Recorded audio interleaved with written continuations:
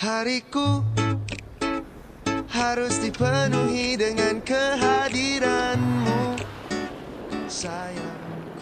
Di daerah Sabak Benam, Selangor, terdapat sebuah kampung masyarakat keturunan Jawa. Kampung ini dinamakan Papitu Sulem yang merupakan singkatan daripada Kampung Parit Pitu Sungai Leman. Parit Pitu ialah sebutan Parit Tujuh dalam bahasa Jawa. Sebaik saja sampai di Papitu Sulem, kita disuguhi dengan pemandangan sawah padi yang luas dan menghijau. Tidak hanya itu, Papitu Sulem juga bersebelahan dengan Selat Melaka dengan pantainya yang mempesona.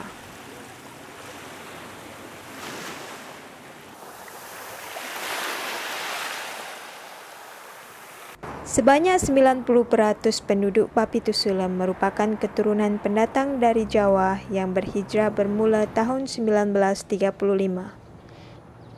Mereka sudah menjadi warga negara Malaysia dan hidup selayaknya masyarakat Melayu kebanyakan. Walaupun mereka telah lama berasimilasi ke dalam masyarakat Melayu, mereka masih mengekalkan budaya dan tradisi khas Jawa. Salah satunya rewang atau gotong royong kemasyarakatan.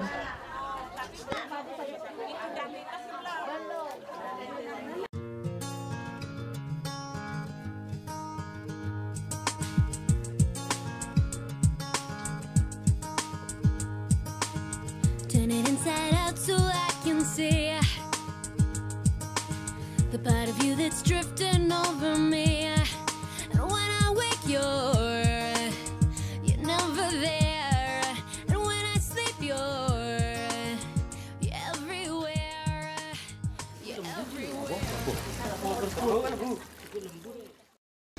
Rewang itu sebetulnya ya gotong royong lah istilahnya macam itu. Jadi gotong royong itu Melayunya, kalau Jawanya itu rewang. Rewang memiliki banyak istilah lainnya seperti kejobos dan sinoman. Namun bagi masyarakat Papitu Sulem, istilah rewang dan kejobos lebih sering digunakan. Biasanya rewang diadakan sempena kenduri perkawinan. Kadang-kadang, rewang juga diadakan untuk meraihkan majelis kesyukuran seperti berkhatan, kelahiran anak, dan lain sebagainya. Rewang ni banyak upacara. Contoh lah ya, dalam masyarakat kita ni kadang-kadang ada yang berkhatan itu bersunat kan. Itu pun gunakan orang rewang juga, tapi tak sebesar macam inilah, tak sebanyak macam ini. Kalau ini dia meliputi semua satu Korea tu akan turun. Rewang di Papitu Sulem sangat unik. Pengerjaannya membabitkan seluruh lapisan masyarakat, tak kira usia dan jantina. Walaupun rewang dulunya dimulakan oleh masyarakat keturunan Jawa, kini warga suku kaum lain seperti Banjar dan Melayu yang tinggal di kampung Papitu Sulem juga turut sama memeriahkan rewang. Keunikan lain daripada rewang di Papitu Sulem ialah pengurusannya.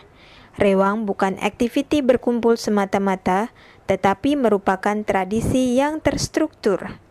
Ini kerana rewang memiliki ahli jawatan khas yang menguruskan keuangan, jadual, dan pembahagian kerja.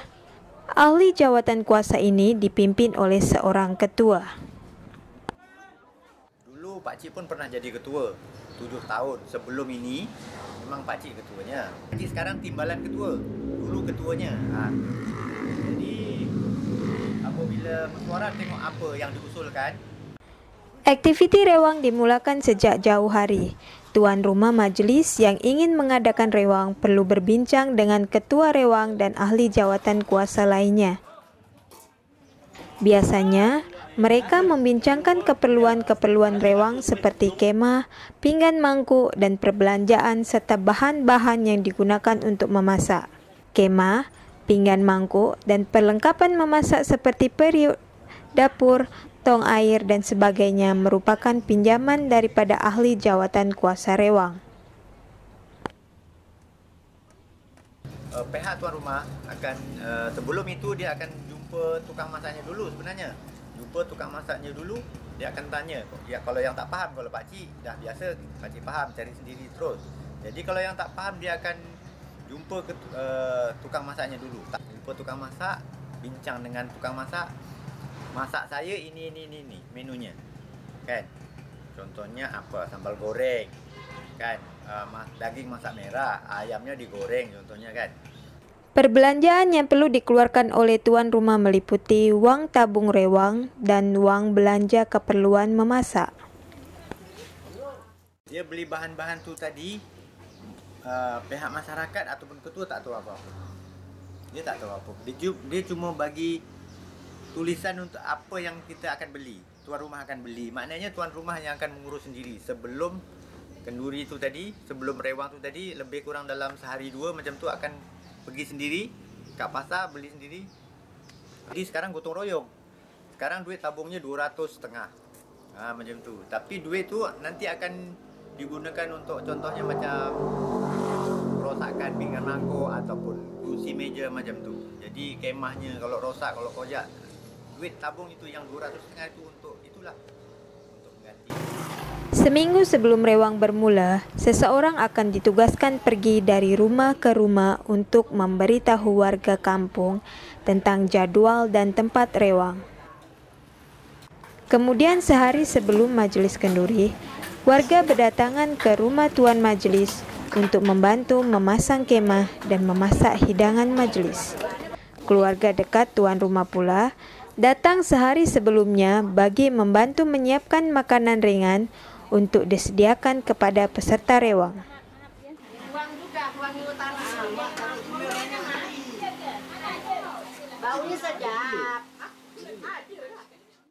Pada sebelah pagi, peserta lelaki membantu memasang kemah dan membasuh peralatan. Manakala peserta wanita menyediakan dan memotong bahan-bahan masakan. Kalau rewang tu, kalau macam mulanya rewang tu pagi, contohnya kalau Sabtu Ahad rewang, pagi tu hari Sabtu tu pagi macam ni, start lah bawa ni kemahnya ataupun kanopi. Bila dah semua siap, pasang kemah, lepas tu rehat langsung makan ataupun minum, mana yang dah disediakan dengan tuan rumah tu tadi. Lepas tu yalah, diorang akan balik dulu kan, balik lepas tu langsung pukul 2 macam tu mula datang balik, sempurnakan apa yang belum siap lah. Pada sebelah petang, peserta mulai memasak bahan-bahan yang telah dipotong pada pagi harinya. Ketua masak menyiapkan perenca masakan untuk digunakan memasak oleh peserta rewang lelaki.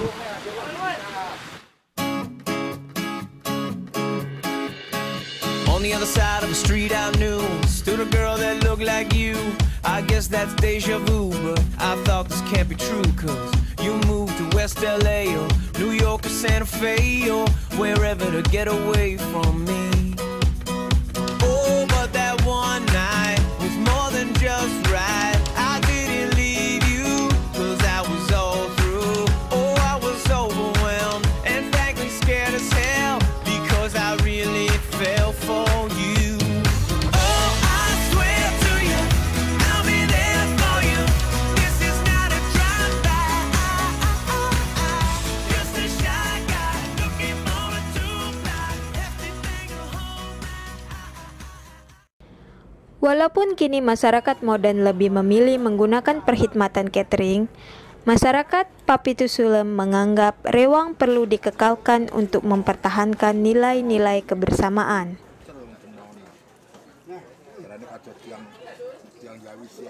Bagi Pak Sri memang wajib diteruskanlah, sebab untuk menyambung generasi yang akan datang, kalau sekiranya buat catering, dia masyarakat ni agak rasa macam tak meriah. Memang seboleh-boleh memang dipertahankan lah, biar tak bisa hilang. Peran itu perlu antara gandengan tua, muda, anak muda yang generasi kemudian ini biar tahu rewang, kehidupan masyarakat itu kebaik. Rewang ni sesuatu yang unik lah, nak cerita satu yang unik. Jadi dekat kampung ni kalau tak ada rewang, masyarakat macam pecah belah jadinya kan. Jadi tak seronok lah. Jadi kalau adanya rewang tu dia mengiratkan silaturahim, tu satu daripadanya lah orang Islam kan. Itu penting kan. Mengeratkan silaturahim antara masyarakat. Lepas tu ialah kalau tidak lama tak jumpa, nanti kalau dah lama tak jumpa, bila dah rewang macam ni jumpa seronok kan. Berawal daripada tradisi yang dibawa oleh pendatang dari Jawa, kemudian dipertahankan oleh keturunannya di negara ini, rewang telah menjadi salah satu komponen budaya masyarakat Melayu, khususnya warga keturunan Jawa.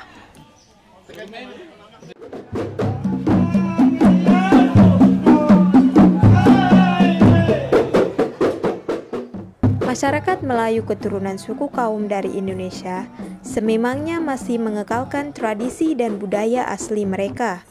Ini yang menjadikan budaya Melayu di Malaysia semakin pelbagai. Hakikatnya, Malaysia dan Indonesia berkongsi pengalaman sejarah dan akar budaya yang sama. Tidak mengherankan jika komponen dan elemen budaya yang sama dapat dijumpai di kedua-dua negara.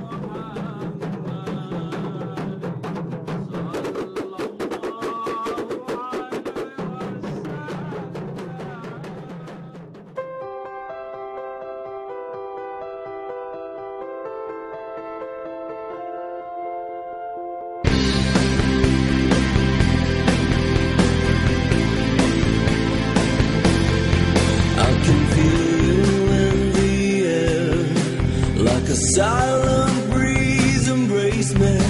I can see you everywhere, from the stars to the sea.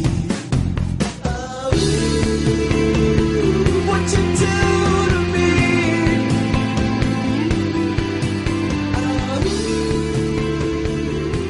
what you mean to me. Di tengah makan apa nih? Oh, orang Jawa. Ini mang getuk. Getuk. Getuk ubi. Gedok asalnya kan kon Jawa tak di daerah. Mana? Lagi iki gedok iki. Getuk. Asal kon Jawa iki gedok ubi. Getuk ubi. Telok. Gedok ubi kamu juga. Kampung dia kampungnya. Getuk ubi kayu. Gedok ubi kayu. Oh. Bukannya gedok ubi kayu. Gedok itu udah lain. Gedok itu gedok. Itu logat Jawa betul-betul tuh. Getuk. Gedok. Getuk. Gedok. Bukannya gedok, bukan lain lah.